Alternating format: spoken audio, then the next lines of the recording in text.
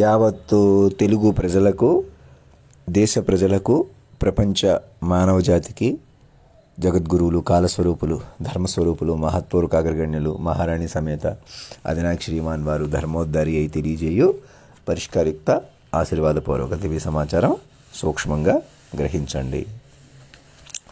ఎటువంటి పై అట్రాక్షన్లు కానీ, బలానికి కానీ, అవి భౌతికంగా కనపడుతున్న దృశ్య ప్రపంచం కానీ, ఆకర్షణ కానీ, అలాగే వికర్షణగా కనపడుతున్నవి ఏవి కూడా నిజం కాదు. మనుషులు ఎంత అందంగా కనపడినా వాళ్ళు అందమైన వాళ్ళని కాదు, మంచివాళ్ళు కాదు.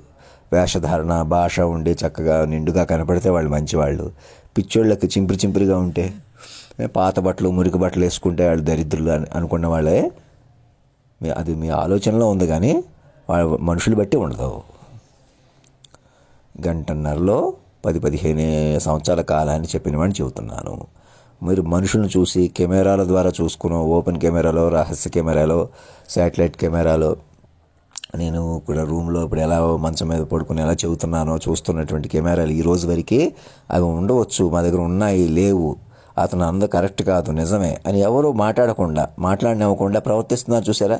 కెమెరాలు పెట్టుకోవచ్చు, అవి ఉపయోగించుకుని ఫేస్బుక్లో ఎక్కడ ఏ ఊర్లో ఎంత మోసాలైనా చేయొచ్చు, ఏమైనా చేయొచ్చు. పోలీసు మీడియా ఒకటైపోయి సోషల్ మీడియాలో ఘోరాలు జరిగిపోతున్నాయి. సోషల్ మీడియా వాళ్ళ భర్తని, భార్యని చంపేశారు, వాళ్ళని ఏళ్ళు చంపేశారు, వాళ్ళని కొట్టేశారు.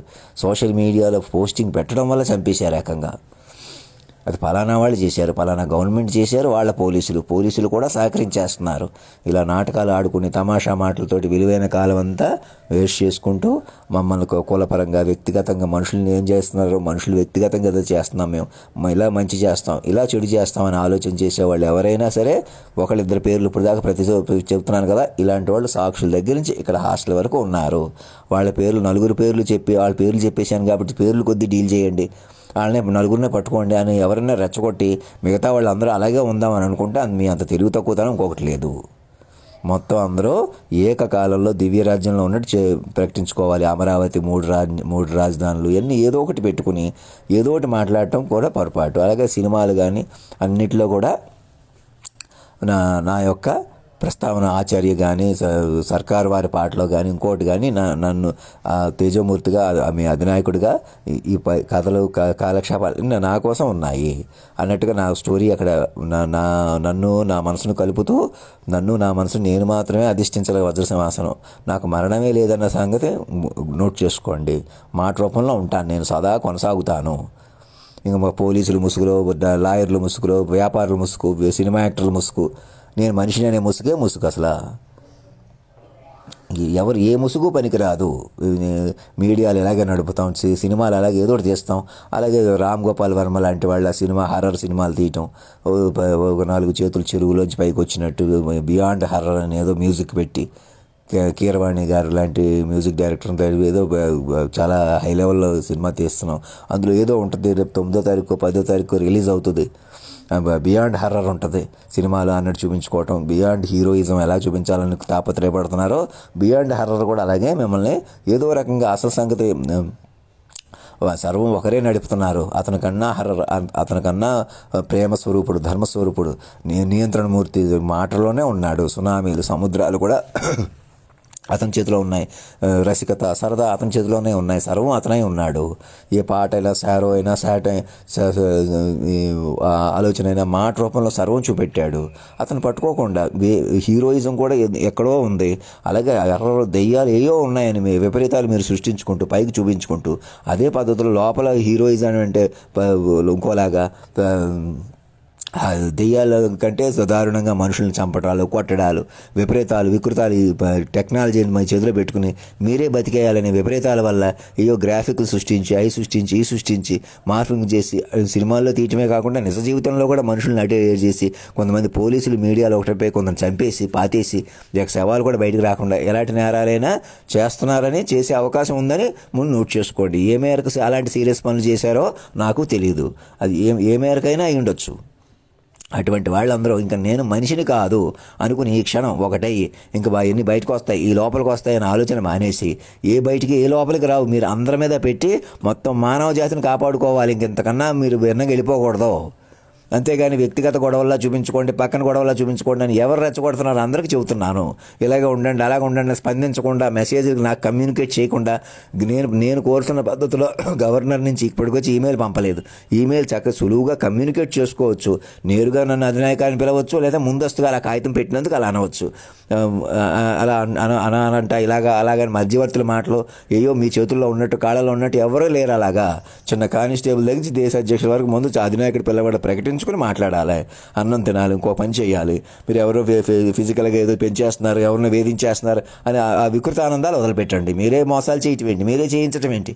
అది పోలీసు ముసుగులో చేస్తున్నారా, మీడియా ముసుగులో చేస్తున్నారా, వ్యాపార ముసుగులో చేస్తున్నారా, లేదా నేను మనిషిగా బతికేయాలి, నా పిల్లలు బతికేయాలి, మేము కొట్లకి వెళ్ళి అన్నీ కొనేసుకోవాలి, కార్లు కొనేసుకోవాలి, అది కొనేసుకోవాలి, ఇది కొనేసుకోవాలి, మా పిల్లలు ఏదో చదివేసుకోవాలి, ఏదో పెద్దవాళ్ళు అయిపోవాలి. ఏం చేసినా మాట ఉండాలి.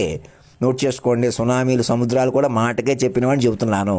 ఓ హీరోయిజం ఏదో పెంచేసిన, అగో దెయ్యాలు ఏవో ఉన్నాయని సినిమాలు తీసిన అదే హీరోయిజం లోపలికోటి బయటకోటి అదే హర్రర్ విలనిజంలు ఇంకోటిలాగా నడిపి పోలీసులు మీడియా ఒకటి అయిపోయి దారుణంగా మనుషులను అటు ఇటు చేసుకుంటూ వికృత ఆనందాలు పొందుతూ వికృతంగా నవ్వుకుంటూ వీడు అనుకుంటూ రెక్లెస్గా కార్లు వేసుకుని స్కూటర్లు వేసుకుని వెళ్తున్న వాళ్ళందరూ ఆలోచించుకోండి, కూర్చుని చెప్పుకోండి, వినండి. గంటన్నరలో 10-15 ఏళ్ళంటూ పట్టుకునే మీడియా సాక్షులు పట్టుకోండి, చెప్పుకోండి. మీడియాలందరూ అలర్ట్ అయ్యి మానేసి ఏదో ఒకటి రెచ్చిపోవడం, డిబేట్లు, చర్చలు చెల్లవు.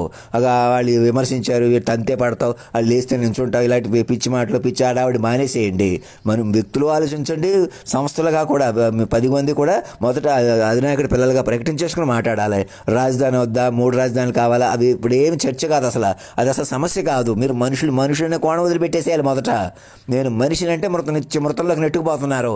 ఎవరిని మనిషిగా చూసినా మీరు మనుషులు అనుకున్నా, మాటలు ఇష్టం వచ్చినట్టు మాట్లాడిన, మాటకి సంబంధం లేకుండా ఎదుటోడు ఏమంటున్నాడో మనమే వినకుండా మనమే ఏదో చెప్పేయాలి, ఏదో మాట్లాడేసేయాలి. మనమే పెద్దవాళ్ళం, మనకే తెలుసు అనుకోవడమే ఘోర కలికి కారణం. నిత్య మృతంలో నెట్టుకుపోతున్నారని తెలుసుకోండి. అది అభివృద్ధి కాదు. బిల్డింగులు, భవనాలు, భౌతిక అభివృద్ధి కాదు. అవి కూడా ముందు మాట కంట్రోల్లో ఉన్నాయని తెలుసుకోవాలి. మొదట ఈ సినిమాలు, ఈ కథలు ముందే చెప్పిన తీరుంది చూసారా?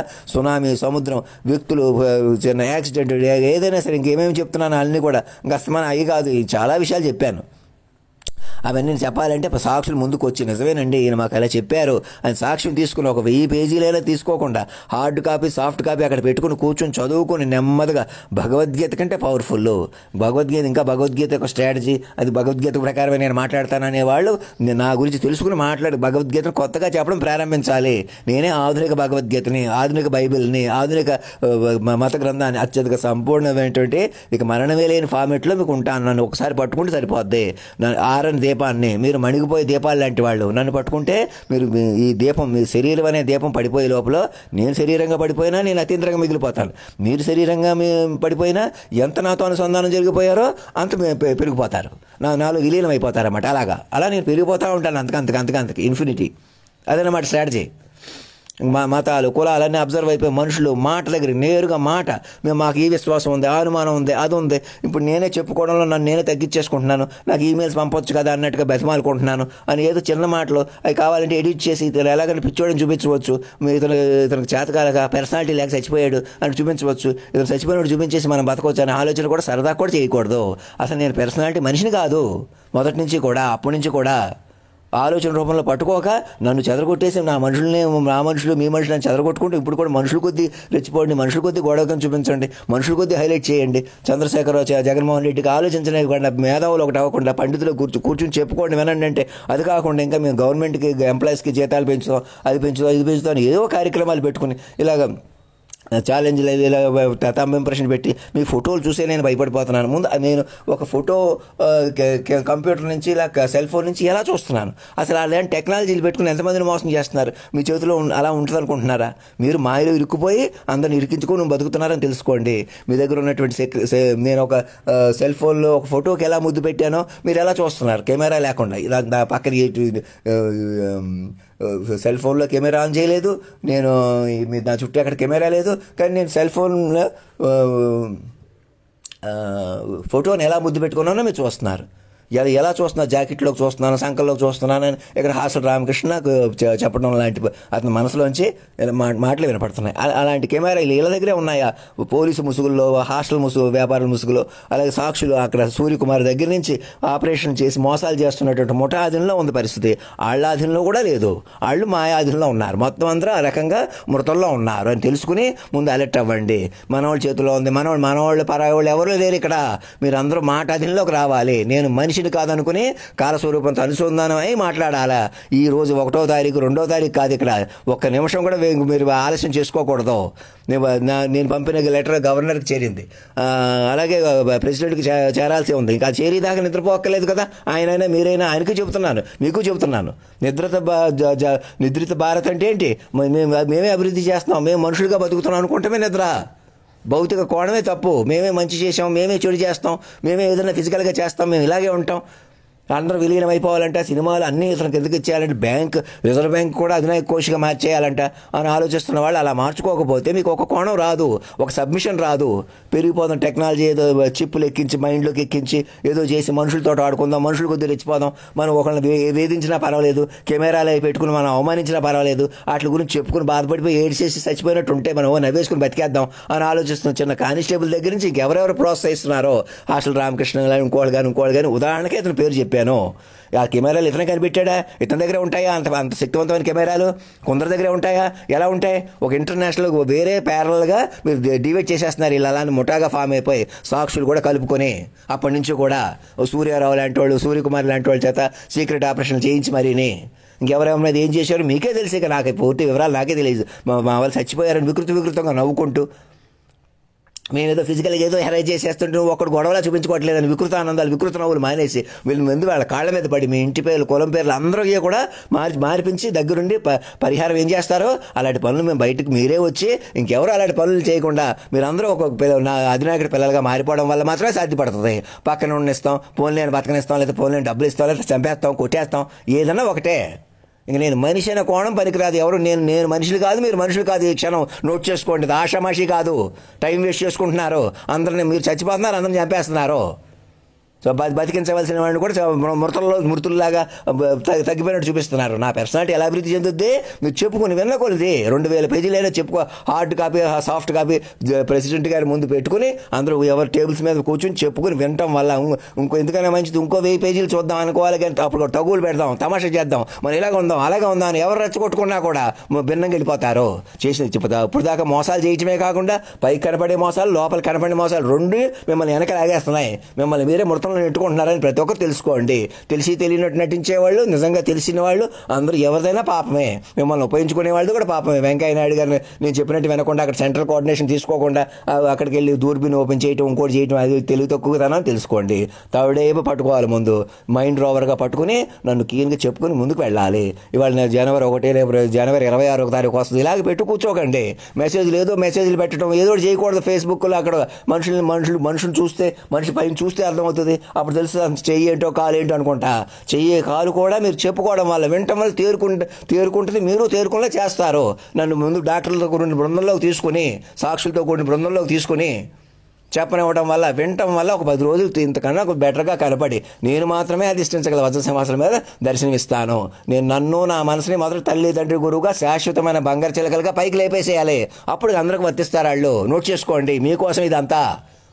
అంతేగాని నాకు ఎవరితో పెళ్లి చేయటం వల్ల, అదే మీరు ఆ బంగారు చిలకలు మీరు ఎవరో అని చూపించడం వల్ల మీకు దక్కరాళ్ళు. అండ్ కాలాతీతంగా పైకి లేపాలి. జాతీయ జెండాల అధినాయకుడిగా మరణించినట్టు చూపించకూడదంటే జాతీయ జెండాలో పెట్టుకోవాలి. థింకింగ్ ఫార్మేట్లో ఉంటారు. మీ మైండ్తో పట్టుకోవాలి వాళ్ళని. మీ ఒక్కసారి మీ మైండ్తో తల్లి తండ్రి గురువుగా పట్టుకుని వాళ్ళ గురించి సదా చెప్పుకోవడం వల్ల, మీరు ఎలాగైనా షేప్ చేసుకోవడం వల్ల పెరుగుతారు. వాళ్ళక ఆస్తి కంటే, డబ్బుల కంటే, రియల్ ఎస్టేట్ల కంటే, మీరు భౌతికంగా సుఖాల కొద్దీ బతికేయాలనే ఆలోచన కంటే నేరుగా మాట రూపంలో మీరు పెంచుకుంటూ అలాగా ఒకరొకరు పెంచుకుంటూ అలా మాయ నుంచి బయటకు వచ్చేస్తారు. ఇప్పుడు దాకా చేసిన సీరియస్ మిస్టేక్స్ నుంచి కూడా అలాగే బయటకు వస్తారు.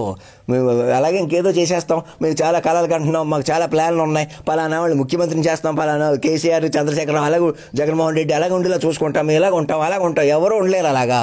రెప్పపాటు మీది కాదు. ఏ సినిమాలు తీస్తాం, మీడియాలు కొద్ది డిబేట్లు పెడతాం, సూటు బూట్లు వేసుకుని మా ఇష్టం, మాదే గ్లామర్, మాదే మొఖం, మాదిరి నిండుతాను ఉంటుంది. భ్రమకి భ్రమ.